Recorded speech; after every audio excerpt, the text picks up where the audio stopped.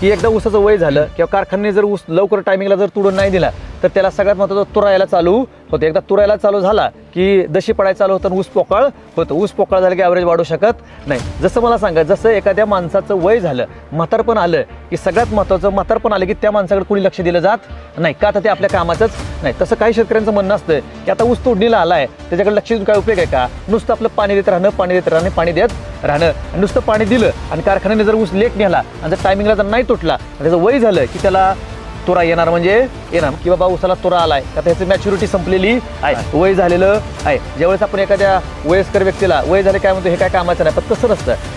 एका आपल्या घरामध्ये वयस्कर माणूस असेल, त्याची सावली सुद्धा आपल्याला खूप मोठं भविष्य निर्माण करून देऊ शकते. तसंच रामडे कंपनीचे उत्पादन आहे नॅनोशक्ती ऊस स्पेशल, वाढीसाठी जाडीसाठी, हे काणे धरल्यापासून ते अंतिम टप्प्यापर्यंत, म्हणजे तुमच्या हे जर रेग्युलर शेवटच्या टप्प्यापर्यंत वापरलं तर जे आता तुरा दिसतो ना, हा तुरा दिसाचं प्रमाण काय होणार आहे, पूर्णपणे कंट्रोलमध्ये राहणार आहे. त्याची मॅच्युरिटी वाढणार आहे, त्या ऊसामध्ये ताकद येणार आहे. जरी 8-15 दिवस, महिनाभर जरी कारखान्यात जर ऊस लेट नेला किंवा काय करण्याचं लेट जात असेल तर अशा वेळेस भिवू नका.